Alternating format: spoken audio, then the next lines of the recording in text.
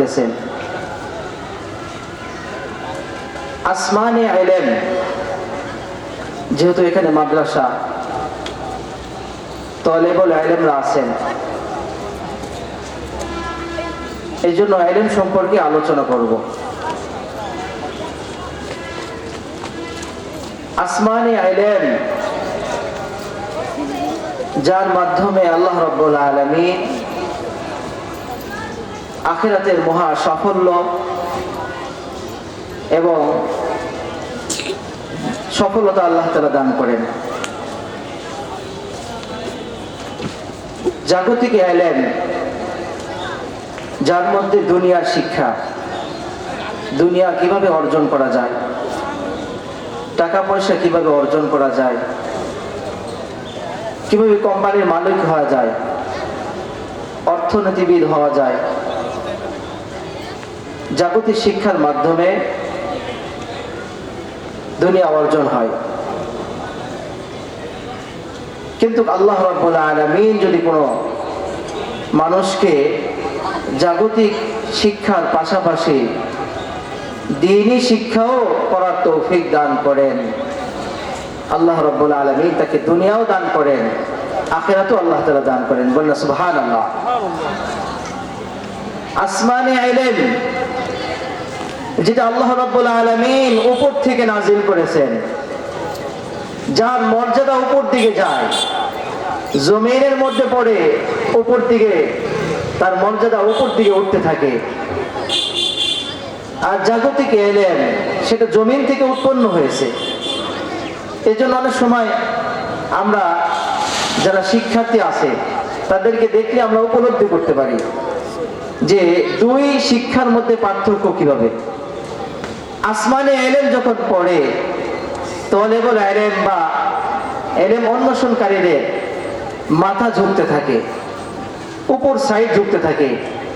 আর জাগতিক ইলম, জমিনের ইলম যখন মানুষ শিখতে থাকে, পা লড়তে থাকে, এর মাধ্যমে পার্থক্য হয়ে যায়। আর এই আসমানে ইলম যদি আমরা অর্জন করি, আসমানে ইলম আল্লাহ রাব্বুল আলামিন মানব জাতিকে শিক্ষা দেওয়ার জন্য এবং মানুষকে সত্যের দিশা দেওয়ার জন্য, সঠিক পথ দেখানোর জন্য, জান্নাতের রাস্তা দেখানোর জন্য, সফলতার রাস্তা দেখানোর জন্য আল্লাহ রাব্বুল আলামিন মুহাম্মাদুর রাসূলুল্লাহ সাল্লাল্লাহু আলাইহি সাল্লামের উপরে আসমানি গ্রন্থ, মহাগ্রন্থ আল কোরআন, যে কোরআন আল্লাহ তাআলা নাজিল করেছেন। বলেন সুবহানাল্লাহ। যে কিতাব আমানত, আল্লাহ তাআলা, আল্লাহ আমানত বলেছেন, যে কোরআন, কোরআনের শিক্ষাকে আল্লাহ তাআলা আমানত বলেছেন। কোরআনকে আমানতের মূল গাইড আল্লাহ তাআলা বলেছেন যে আমানত যদি আমরা শিখতে চাই, ইনসাফ যদি শিখতে চাই, সততা যদি শিখতে চাই, সফলতার পথ যদি দেখতে চাই, তাহলে আল্লাহ রাব্বুল আলামিনের কোরআন শিখা সারা বিকল্প কোনো রাস্তা নেই। বলেন সুবহানাল্লাহ। মানুষ যদি সফলতার রাস্তা উঠতে চায়, আলো দেখতে চায়, তাহলে কোরআনের দিকে তাকাতে হবে, আমানতকে আঁকড়ে ধরতে হবে। যে আমানত আল্লাহ রাব্বুল আলামিন আসমান, জমিন, পাহাড়, এগুলোকে আল্লাহ তাআলা দিতে চেয়েছিলেন, সব কিছু অস্বীকার, সব কিছু নিজেদেরকে এভাবে দুর্বল মনে করেছে। আমরা এটার আমানত রক্ষা করতে পারবো না, অপারগতা প্রকাশ করেছে।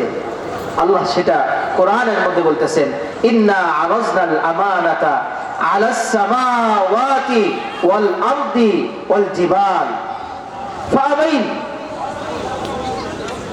আসমান কত বড়, জমিন কত বিস্তীর্ণ, পাহাড় কত এভাবে বিস্তীর্ণ, পাহাড়ের দিকে তাকাইলেও মানুষের ঈমান বেড়ে যায়। আল্লাহ তাআলা বলতেছেন যে আল্লাহ আফালা ইয়ানজুরুনা ইলাল ইবিলি কাইফা খুলিকাত। মালিককে চিনতে চাই, আল্লাহকে, আমাদেরকে যদি চিনতে হয়, আমাদের খালিককে যদি চিনতে হয়, তাহলে আল্লাহ বলতেছেন আফালা ইয়ানজুরুনা ইলাল ইবিলি কাইফা খুলিকাত, যে মানুষের তৈরি ছাড়া মানুষের হাতে শক্তি ছাড়া আল্লাহ রাব্বুল আলামিন জমিনকে স্থিতিশীল রাখার জন্য, জমিনকে কায়েম রাখার জন্য আল্লাহ তাআলা পাহাড়কে পেরেক স্বরূপ আল্লাহ তাআলা দান করেছেন। পাহাড়ের দিকে তাকাও, তোমার রব কত বড়। পাহাড়ের দিকে তাকাও, তোমার খালিক কত বড়। দেখো, খালিকের পরিচয় আমাদের চলে আসবে। আফালা ইয়ানজুরুনা ইলাল ইবিলি কাইফা খুলিকাত, গাধার দিকে তাকাও। ওয়া ইলাস সামাই কাইফা রুফিআত, আসমান কত বড় আমাদের উপরে, খুঁটিবিহীন আসমান আমাদের উপর দাঁড়িয়ে আছে। এই আসমানকে সৃষ্টি করনেওয়ালা কে? আল্লাহ। আসমানের দিকে যখন তাকাবো, আল্লাহ তাআলার জ্ঞান আমাদের মধ্যে আল্লাহ তাআলা দান করবেন। সুবহানাল্লাহ। আসমানের দিকে তাকাবো, আল্লাহ তাআলাকে খালিক হিসেবে পরিচয় আমরা পেয়ে যাব। সুবহানাল্লাহ। আফালা ইয়ানজুরুনা ইলাল ইবিলি কাইফা খুলিকাত ওয়া ইলাস সামাই কাইফা রুফিআত, আল্লাহ তাআলা আসমানকে কি সুন্দরভাবে এভাবে আসমান সাজিয়েছেন, উঁচু করেছেন, উত্তোলন করেছেন। ওয়া ইলাল জিবালি কাইফা নুসিবাত, যে জমিনের মধ্যে আল্লাহ তাআলা পাহাড়কে কিভাবে এভাবে পেরেকের মতো আল্লাহ তাআলা স্থাপন করেছেন।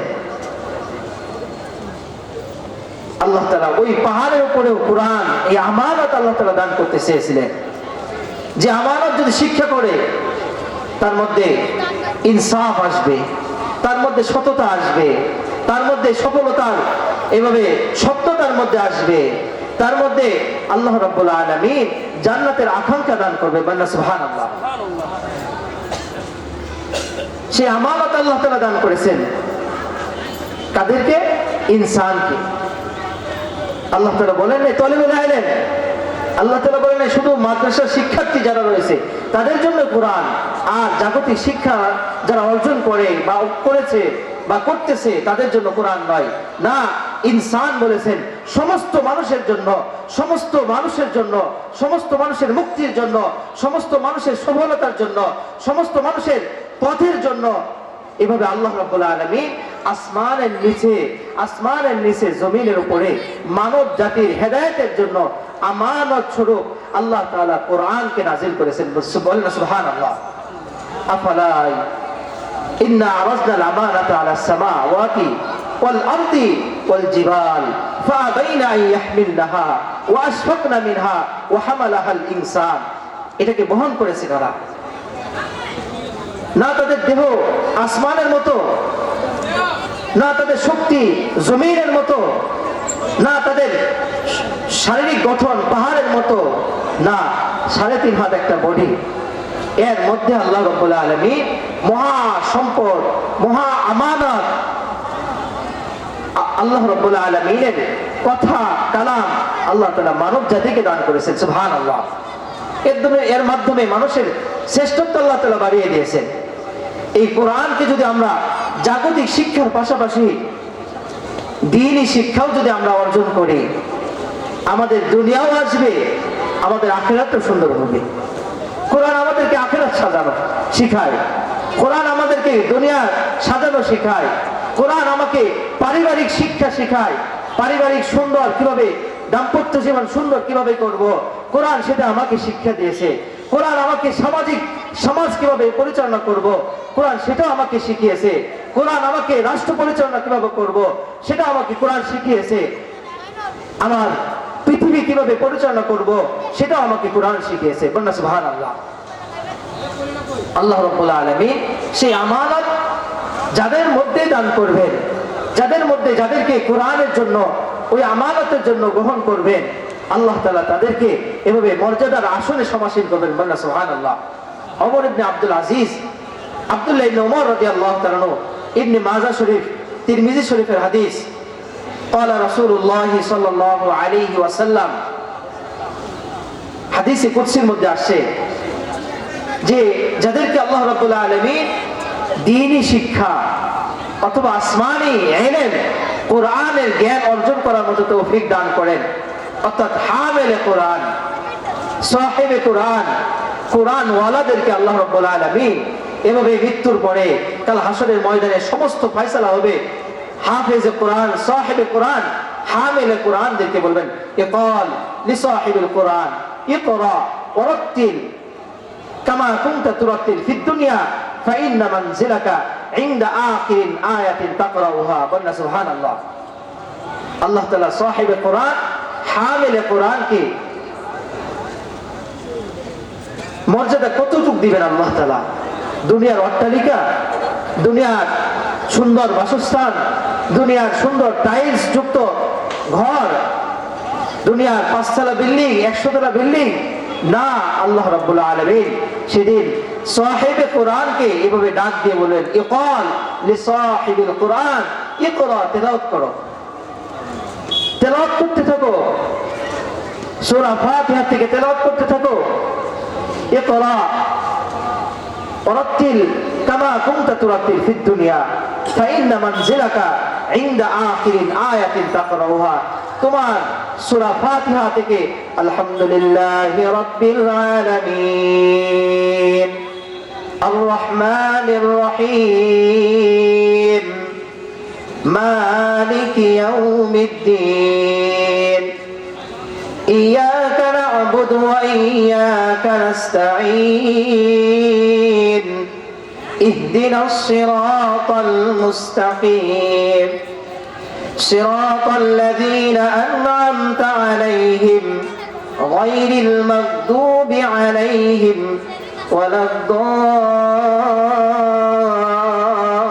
الضالين। سبحان الله। এভাবে তেলাওয়াত করতে থাকবে সাহিবে কোরআন। তারপরে শুরু করবে সূরা বাকারা, আলিফ লাম মিম, একটা আয়াত তেলাওয়াত করতে থাকবে। সর্বশেষ যে আয়াত সূরা নাস, ইলাহিন নাস মিন শাররিল ওয়াসওয়াসিল খান্নাস আল্লাযী ইউওয়াসওয়িসু ফি সুদুরিন নাস মিনাল জিন্নাতি ওয়ান নাস, সর্বশেষ আয়াত তেলাওয়াত করবে। আল্লাহ রাব্বুল আলামিন বলেন যে কোরআনে যতগুলো আয়াত আছে প্রত্যেকটা আয়াতের বিনিময় আমি আল্লাহ রাব্বুল আলামিন তোমার জন্য এক একটা অট্টালিকা বরাদ্দ করে দিলাম। বলেন সুবহানাল্লাহ। তুমি তোমার আসনে উঠতে থাকো, তোমার আসনে সমাসীন হতে থাকো, তোমার মর্যাদা আসনে তুমি বসে যাও, প্রবেশ করো। যে 500 আয়াত তেলাওয়াত করবে 500 তলা বিল্ডিং এর মালিক হবে। এভাবে আল্লাহ রাব্বুল আলামিন সাহিবে কোরআনের মর্যাদা আল্লাহ তাআলা দান করবেন। বলেন সুবহানাল্লাহ। এজন্য দ্বীনি শিক্ষা, আসমানে ইলম যদি কেউ অর্জন করে দুনিয়াও আল্লাহ রাব্বুল আলামিন দান করবেন, আখিরাতও আল্লাহ তাআলা দান করবেন। সুবহানাল্লাহ। ইলম একটা নূর, আল ইলমু নূর। ইলম একটা নূর, প্রদীপের মতো।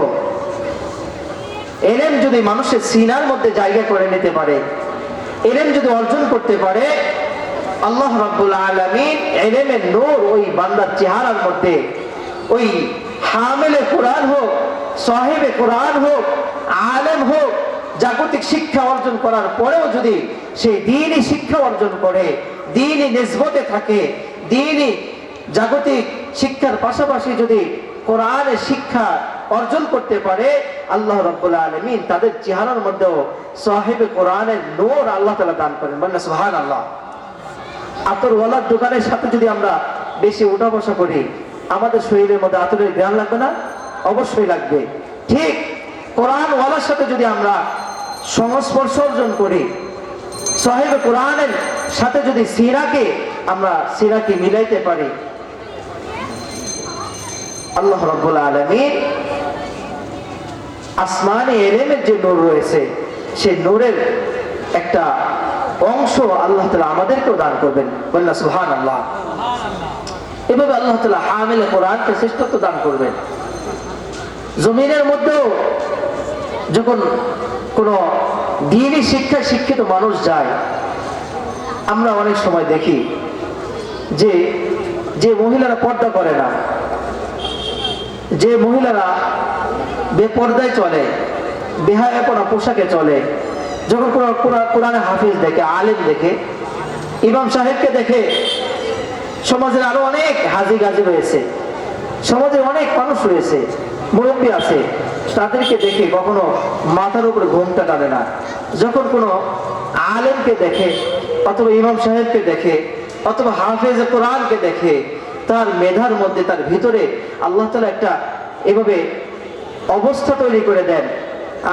যদি আমি পর্দা করি না, কিন্তু আলেম আমার সামনে দিয়ে যাইতেছে, আলেম আমাকে দেখতেছে, আমার অবশ্যই পর্দা করতে হবে, একটু হলেও ঘুমটা টান দেয়। এটাই আল্লাহ রাব্বুল আলামিন জমিনের উপরে, এটাই আলেমের শ্রেষ্ঠত্ব, সাহিহ কোরআনের শ্রেষ্ঠত্ব। আল্লাহ রাব্বুল আলামিন এর মাধ্যমে মানুষের খেদমত, মানুষ উপকৃত হয়। যতক্ষণ সে পর্দা করলো ততক্ষণ গোনা থেকে বাঁচলো। তাহলে কার মাধ্যমে সে পর্দা করলো? একজন আসমানে ইলম অর্জন করেওয়ালার মাধ্যমে, তার ওসিলায় সে পর্দা করলো, উপকৃত হলো। আল্লাহ রাব্বুল আলামিন কোরআনের মাধ্যমে জমিনবাসীকে উপকৃত করার জন্য, তাদেরকে জান্নাতি রাস্তা দেখানোর জন্য আল্লাহ তাআলা কোরআন দান করেছেন।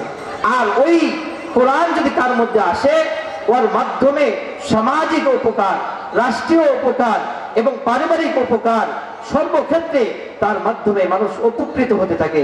বলেন সুবহানাল্লাহ। আসমানে ইলম এটা মানুষকে কখনো ক্ষতি করে না। দ্বীনি শিক্ষা মানুষকে কখনো ক্ষতি করে না। চোরকে নামাজি বানায়, দ্বীনি শিক্ষা ডাকাতকে নামাজি বানিয়ে দেয়। দ্বীনি শিক্ষা ভণ্ডপীরকে হত্যানি পীরে রূপান্তরিত করে। দ্বীনি শিক্ষা মাদ্রাসা বিদ্বেষীদেরকে মাদ্রাসা মুখী করে দেয়। দ্বীনি শিক্ষা এই পথ ভোলা মানুষদেরকে পথের দিশা দেখায়। আল্লাহ তাআলা শিক্ষা এটা। এই জন্য আমরা, যেহেতু আমাদের আশপাশে অনেক প্রতিষ্ঠান আছে, বিশেষ করে আমাদের মারকাজুল উলুম মাদ্রাসা আমাদের সাথে, আমাদের সামনে আছে, আমরা সবসময় যেহেতু আসি তালেবুল ইলমদের সাথে একটু মুনাসাবাত করব, আলেমদের সাথে সম্পর্ক করব, সালাম দিব। আলেমদের সাথে মুসাফাহা করা হাদিসের মধ্যে আসছে, সে যেন রাসূলের সাথে মুসাফাহা করলো। যে আলেমের নিকটে বসলো, আলেমের কাছে বসলো, সে যেন রাসূলের কাছে গিয়ে বসলো। আর যে রাসূলের কাছে বসলো, রাসূলের সাথে তার হাসর নাসর হবে। এই জন্য আমরা আলেমদেরকে মহব্বত করব। দ্বীনি শিক্ষা আমরা যদি সুযোগ হয় দ্বীনি শিক্ষা অর্জন করব। আল্লাহ রাব্বুল আলামিন আমাদের সকলকে যে আলোচনা আমরা করলাম প্রত্যেককে আমল করার তৌফিক দান করুন, সকল বলে আমিন। এখন নামাজের বিরতি, ইনশাআল্লাহ নামাজের পরে আমাদের ধারাবাহিক আলোচনা হবে।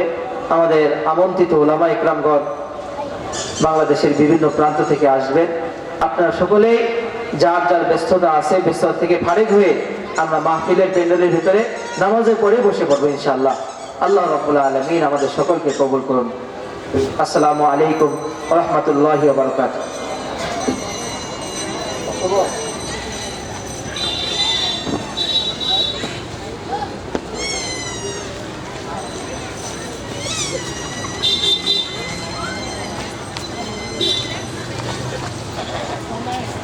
Salman, hey Salman, ini saja kedek kita tadi.